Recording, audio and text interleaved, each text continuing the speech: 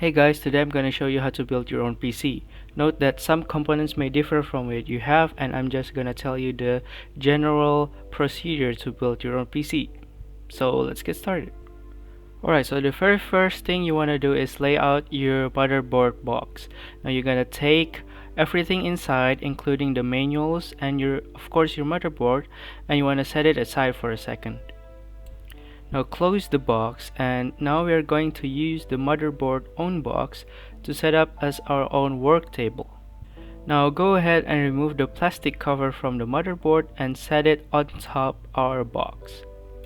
Next, we're going to work with our CPU. You're gonna take the CPU out from the box, and then you're gonna put it inside the motherboard.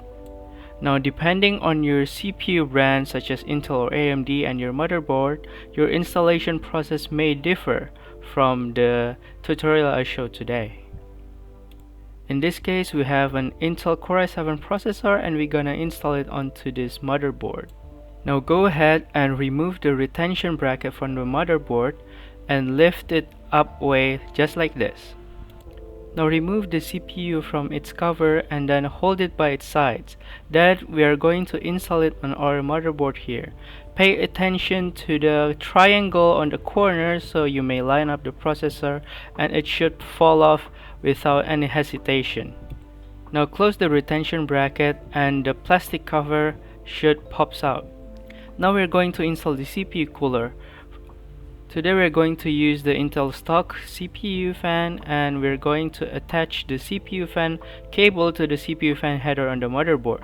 Next, line it up to the holes on the motherboard and then lock it in place just like this.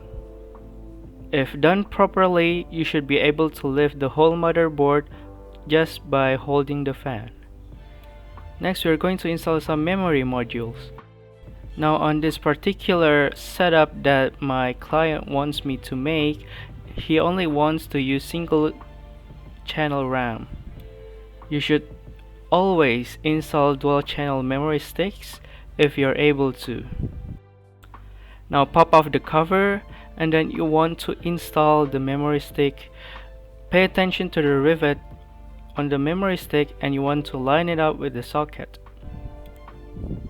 Now make sure you install it according to your motherboard setup guide, and in this particular case you want to put it on the second most slot from the very left. The memory module should click in place and it should hold itself properly. Next, we are going to put all together in our case. To do this, simply open your case cover and then set it aside. Now your motherboard case should come with its own screws to install your peripherals and your motherboard. In this particular case, we have an extra fans included in the case. Now depending on your case, you may want to install your standoffs onto this case. Now pay attention to your motherboard. Here we're using the i-ATX form factor, and you may use a full form factor ATX motherboard. Now just line it up with the case and make sure you got all the holes covered up. Install the standoffs and we off to install the motherboard. Now this may differ from your motherboard again. In this particular motherboard, we have our own I/O backplate pre-installed onto the motherboard. Now your motherboard may come with a separate I/O backplate that you need to install first on the case. Now we simply line up the motherboard with the case and then we install all the required screws. Now make sure you install the correct screws. Here we want to install the motherboard screw as shown like this. It's also known as the M3 screw size. After installing our motherboard screws and our motherboard is held in place correctly, we want to install our graphics card. Remove the GPU from the box and remove it from the cover. Now pay attention to the PCIe slot. You want to open the slot first and then you want to slot in your GPU. Make sure also your backplate is open so you can use the output from your GPU. In this case, we want to pop off this additional backplate so we can install our GPU properly. Your GPU should be locked into the place with the PCIe retention bracket, and now we're going to install the screws onto the backplate. Now here we're going to use a different screw. We want to use the screw as shown here, or also known as M6 screws.